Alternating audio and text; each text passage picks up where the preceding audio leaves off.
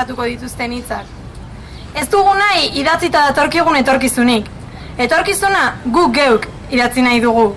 Guk geuk eraiki nahi dugu, elkarrekin. Eta igandean, hain zuzen, hori irudikatuko dugu. Duintasunean, bizikidetzan, erabakian eta demokrazian oinarritutako herri bat, gizarte bat. Ez dakigu igandekoa errepikatuko den, baina badakigu ahaztezina izango dela. Ordu erdi bakarrik izango da, baina gauza asko erakutsiko ditugu 30 minutu horietan. Herri oso bat mugimenduan, erabakitzeko eskubidearen aldeko milaka eta milaka herritarron borondatea.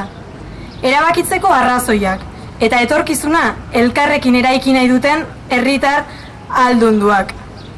Gutako bakoitza kate begi bat izango da gizakatean, eta guztion artean ziklo berri bat irudikatuko dugu. Igandean lehen eta azken kilometroetan egongo gara Paulo eta biok.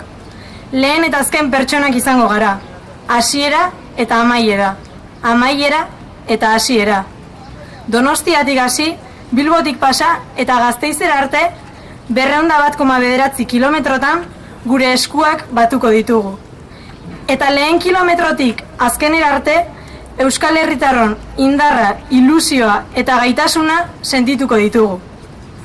Duela 4 urte, gaurko egunez ekin genuen bidea berretxiko dugu igandean. Harro gaude gaur arte egindako bideaz, baina aurrera begiratzen dugu, ilusioz eta determinazioz. Inoiz baino arrazoi gehiago ditugu erabakitzeko.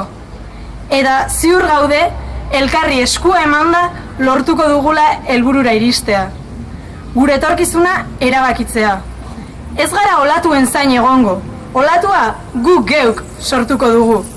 Erabakitzeko eskubidearen aldeko herritar uholdea izango da igandekoa. Uholde geldiezina, gure esku dago.